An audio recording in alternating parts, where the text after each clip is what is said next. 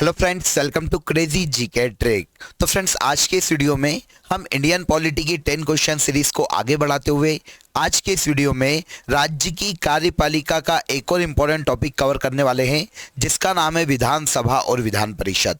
विधानसभा और विधान परिषद से रिलेटेड जितने भी इम्पोर्टेंट क्वेश्चन एग्जाम में पूछे जा सकते हैं, उन सभी को हम 2 पार्ट में यहाँ पर कवर करने वाले हैं। आज का ये सेशन इसका पार्ट 1 होने वाला है, जहां पर विधानसभा और विधान परिषद के इंपॉर्टेंट क्वेश्चन यहां पर हम डिस्कस करेंगे। आज थोड़ा सा गले में इन्फेक्शन है तो आवाज़ आपको थोड़ी अलग लग सकती है, पर थोड़ा सा मैनेज कीजिएगा क्योंकि सेशन बहुत ही अच्छा होने वाला है। बहुत ही इंटरेस्टिंग क्वेश्चन है और एग्जाम में डेफिनेटली आपको पूछे जाने वाले हैं। तो वीडियो को एंड तक देखिएगा, पसंद आए तो लाइक और शेयर कर दीजिएगा और साथ ही साथ चैनल को भी सब्सक्राइब कर लीजिएगा। तो आइए शुरू करते हैं और देख लेते हैं विधानसभा और विधान परिषद से रिलेटेड इंपॉर्टेंट एमसीक्यूज क्वेश्चन। तो देखिए फ्रेंड्स, सबसे पहला क्वेश्चन है यहाँ पर हमारा, निम्नलिखित कथनों पर ध्यान दे। मल्टीपल चॉइस में पूछा गया है। पहले कथन देख लेते हैं। यहाँ पर हमें बताना है कि कौन सा कथन असत्य है। तो देखिए, भारत के सभी राज्यों में विधान परिषद है। पहला कथन यहाँ पर हो जाता है गलत, क्योंकि भारत के केवल 6 ही राज्य ऐसे हैं वर्तमान में जहां पर विधान परिषद अस्तित्व में है। सेकंड देखिए, विधान परिषद का सृजन राज्यपाल करते हैं, तो ये कथन भी बिल्कुल गलत है। राज्य में विधान परिषद का अगर गठन करना है तो पहले राज्य की विधानसभा में उसकी अनुमति लेनी पड़ेगी। प्रस्ताव पास करने के बाद उसको केंद्र सरकार या संसद को भेजना होगा और वहां पास होने के बाद विधान परिषद का गठन किसी भी राज्य में किया जा सकता है, राज्यपाल नहीं कर सकते। तो ये कथन हो जाता है गलत। आर्टिकल 179 के अनुसार राज्य में एक विधानमंडल होगा, तो विधानमंडल की बात संविधान का आर्टिकल 179 नहीं करता। संविधान के आर्टिकल 179 में विधानसभा के अध्यक्ष और उपाध्यक्ष का पद छोड़ना, पद से त्यागपत्र देना या पद से हटाया जाने का उल्लेख किया गया है। तो ये कथन भी यहाँ पर बिल्कुल गलत है। तो आंसर अब आपको इजीली मिल जाएगा। आंसर डी यहाँ पर सही हो जाएगा। 1, 2 और 3 तीनों ही कथन राज्य की विधानसभा या विधान परिषद के रिलेट करते हुए यहाँ पर गलत है। इसके बाद सेकंड क्वेश्चन देखिए, विधानसभा अध्यक्ष को उसके पद की शपथ कौन दिलाता है। तो देखिए, विधानसभा का अध्यक्ष पहली बात अपने पद की शपथ नहीं लेता, तो याद रखिएगा उन्हें शपथ ग्रहण की आवश्यकता नहीं है। विधानसभा के अध्यक्ष अपने पद की शपथ विधानसभा सदस्य के रूप में लेते हैं। तो जब विधानसभा सदस्य की बात आएगी तो विधानसभा के सभी सदस्य अपने पद की शपथ राज्यपाल के सामने लेते हैं। किसके सामने? राज्यपाल के।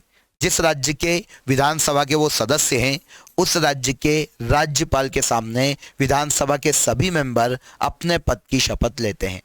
विधानसभा अध्यक्ष के लिए अलग से शपथ का कोई प्रावधान नहीं है। तो यहां पर हो जाएगा आंसर डी, शपथ ग्रहण की आवश्यकता विधानसभा अध्यक्ष पद के लिए नहीं दी गई है भारतीय संविधान में। सदस्य के रूप में विधानसभा का अध्यक्ष भी अपनी शपथ लेता है। क्लियर हो जाते हैं दोनों क्वेश्चन। आगे बढ़ने से पहले एक इंपॉर्टेंट अपडेट देता हूं। देखिए, क्रेजी जीके ट्रिक के एप्लीकेशन पर आप सभी के लिए इंडियन पॉलिटी का एक लाइव बैच स्टार्ट हो गया है, जहां पर हम मिलकर बहुत ही डिटेल में, बहुत ही डेप्थ में जाकर इंडियन पॉलिटी को कवर करने वाले हैं। मैं पंकज वैष्णव यहाँ पर आपको क्रेजी जीके ट्रिक के एप्लीकेशन पर पूरी पॉलिटी पढ़ाऊंगा टॉपिक वाइज, और साथ ही साथ हर टॉपिक का आपको PDF भी एप्लीकेशन में ही अवेलेबल हो जाएगा। तो क्रेजी जीके ट्रिक एप्लीकेशन आप प्ले स्टोर से जाकर डाउनलोड कर लीजिए। पॉलिटी के अलावा भी अगर आप दूसरे कोर्सेस अटेंड करना चाहते हैं तो आपके लिए इसके अलावा भी काफ़ी सारे courses crazy GK trick application पे अवेलेबल हैं। अधिक जानकारी के लिए आप इस नंबर पर फ़ोन कर सकते हैं या व्हाट्सअप भी कर सकते हैं। क्रेजी जीके ट्रिक की एप्लीकेशन पर ही अब आपके लिए ई बुक भी अवेलेबल है। सभी सब्जेक्ट की ई बुक अगर आप परचेस करना चाहते हैं, पढ़ना चाहते हैं, तो आपको एप्लीकेशन पे मिल जाएगी। पूरी ई बुक भी परचेस कर सकते हैं और साथ ही साथ अगर कोई पर्टिकुलर टॉपिक आपको पढ़ना है तो टॉपिक की ई बुक भी क्रेजी जीके ट्रिक एप्लीकेशन पर आपके लिए अवेलेबल है। तो आप सबसे पहले क्या कीजिए, प्ले स्टोर से जाकर क्रेजी जीके ट्रिक एप्लीकेशन को डाउनलोड कर लीजिए और जितनी भी फैसिलिटी वहां पर दी गई है आप उसका फ़ायदा उठा सकते हैं। चलिए अगले क्वेश्चन पर आते हैं। अगला क्वेश्चन देख लेते हैं। विधानसभा के अध्यक्ष का मुख्य कार्य नहीं है। देख लेते हैं कि इनमें से क्या विधानसभा के अध्यक्ष का कार्य नहीं होता। तो विधानसभा की बैठकों की अध्यक्षता करता है तथा सदन की कार्रवाई का संचालन करता है। तो यह बिल्कुल सही है। विधानसभा अध्यक्ष का काम ही क्या है? विधानसभा की अध्यक्षता करना और सदन की कार्रवाई का संचालन करना। तो ये तो सही है। सदन का कोई भी सदस्य उसकी आज्ञा से ही भाषण दे सकता है।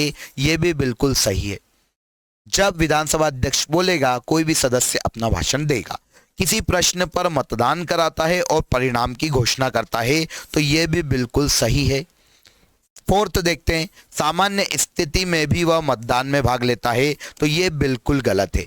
विधानसभा का अध्यक्ष सामान्य परिस्थितियों में मतदान में भाग नहीं लेता, लेकिन उसे निर्णायक वोट जो होता है, निर्णायक मत जो होता है, वो देने का अधिकार है। सामान्य परिस्थितियों में मतदान में भाग नहीं लेता। तो विधानसभा अध्यक्ष के संबंध में ये कथन सही नहीं है।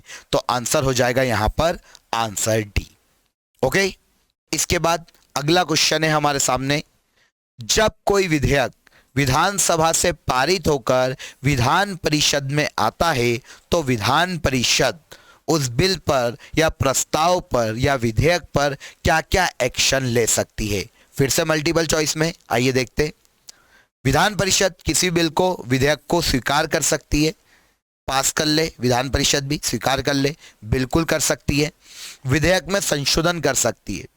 अगर विधान परिषद को लगता है कि इसमें कुछ संशोधन की आवश्यकता है तो संशोधन कर सकती है या संशोधन का सुझाव दे सकती है। तो यह भी बिल्कुल सही है। विधेयक को अस्वीकार कर सकती है।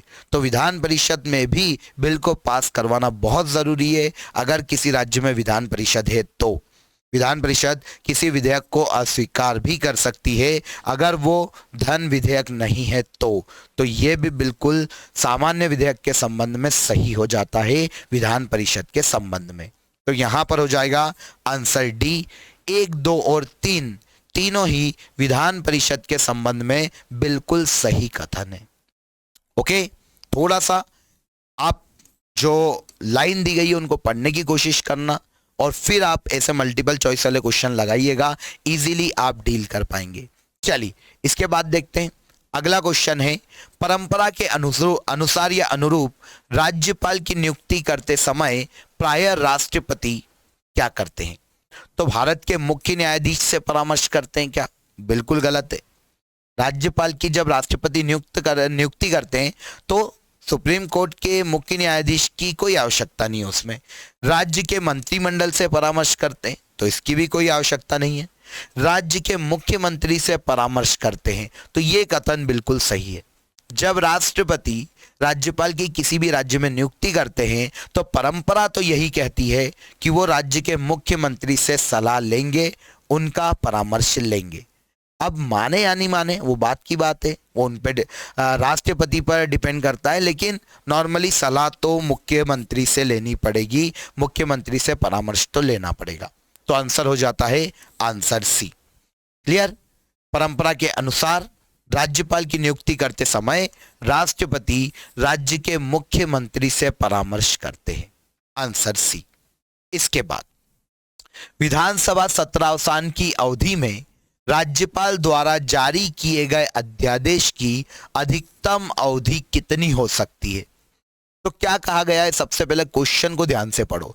विधानसभा सत्रावसान मतलब जब विधानसभा छुट्टी पर है तो उस अवधि में, छुट्टी की अवधि में अगर राज्यपाल कोई अध्यादेश जारी करते हैं, आप सभी जानते हैं संविधान के आर्टिकल 213 में राज्यपाल अध्यादेश जारी कर सकते हैं राज्य में। अब यहां पर कहा गया है अगर विधानसभा छुट्टी पर है तो राज्यपाल द्वारा जारी किया गया अध्यादेश कब तक मान्य रहेगा? आइए ऑप्शन देखते हैं। देखिए, अध्यादेश जारी करने की तिथि से 3 माह तक, तो बिल्कुल गलत हो जाता है।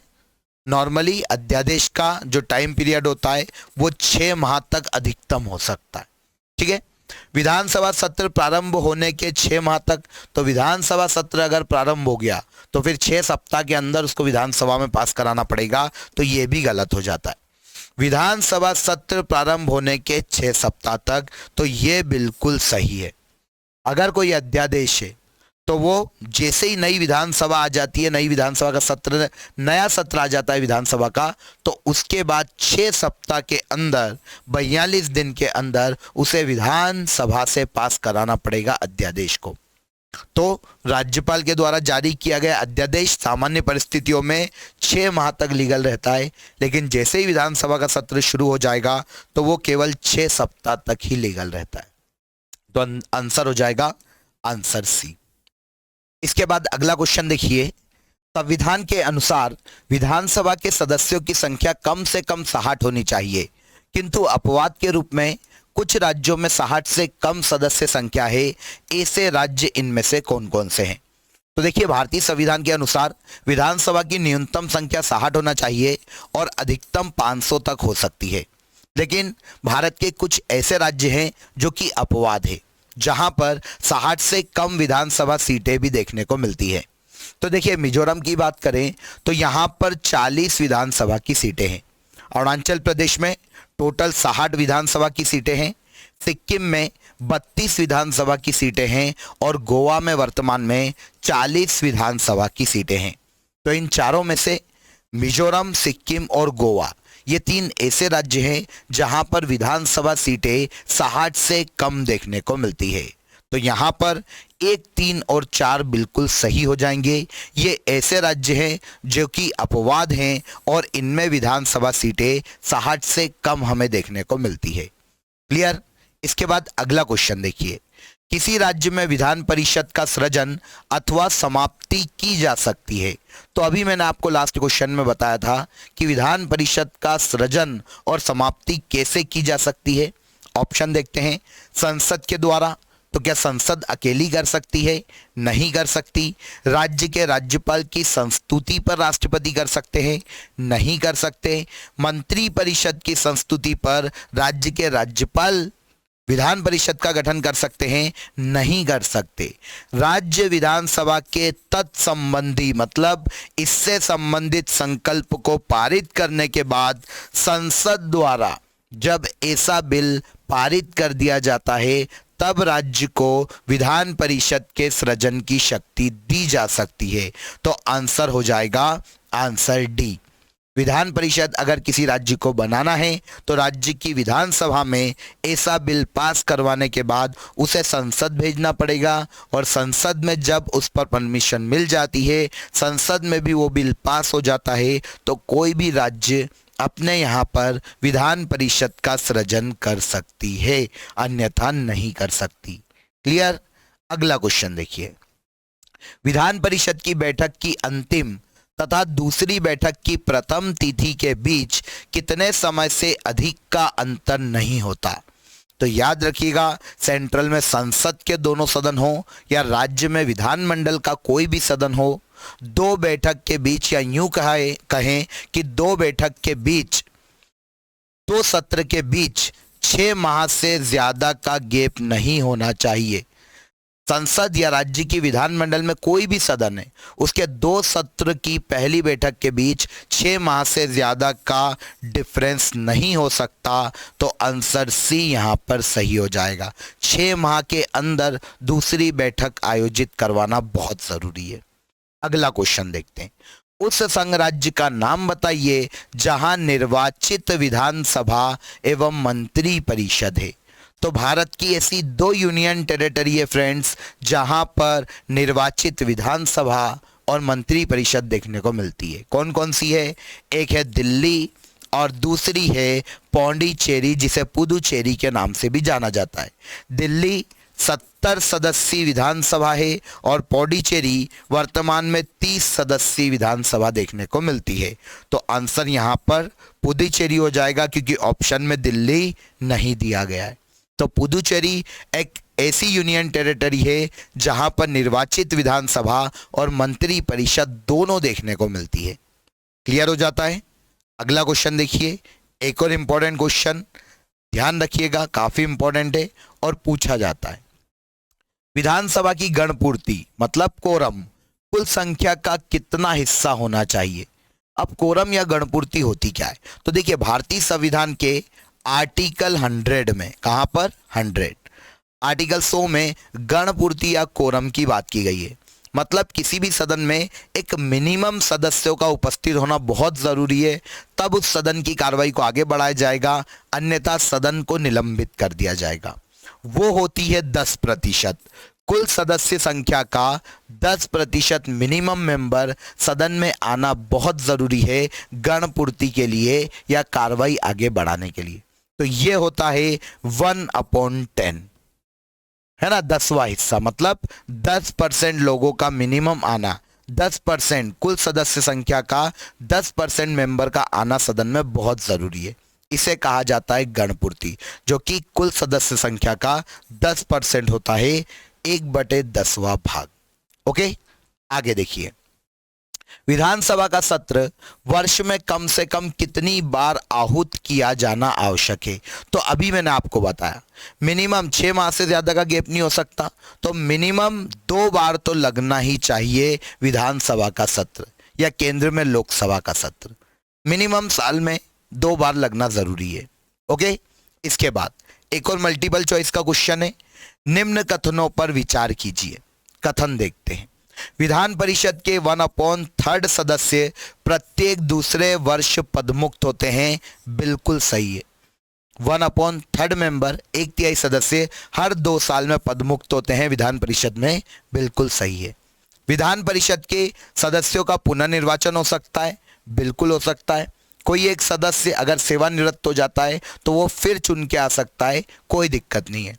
विधान परिषद का अधिवेशन कोरम के अभाव में नहीं चल सकता। तो अभी मैंने आपको बताया है, अगर मिनिमम 10% मेंबर नहीं आएंगे तो विधान परिषद को भी स्थगित किया जा सकता है। ओके, मिनिमम सदस्य संख्या का आना बहुत जरूरी है। कोरम के अभाव में विधान परिषद भी नहीं चल सकती। तो तीनों ही कथन विधान परिषद के संबंध में यहां पर बिल्कुल सही है। आंसर हो जाएगा आंसर डी। 1, 2 और 3 तीनों ही यहां पर सही है। इसके बाद देखिए, विधानसभा अध्यक्ष अपना त्यागपत्र किसको देता है? तो देखिए, विधानसभा अध्यक्ष की अगर हम बात करें तो विधानसभा के अध्यक्ष अपना त्यागपत्र उपाध्यक्ष को देते हैं और उपाध्यक्ष अपना त्यागपत्र अध्यक्ष को देते हैं।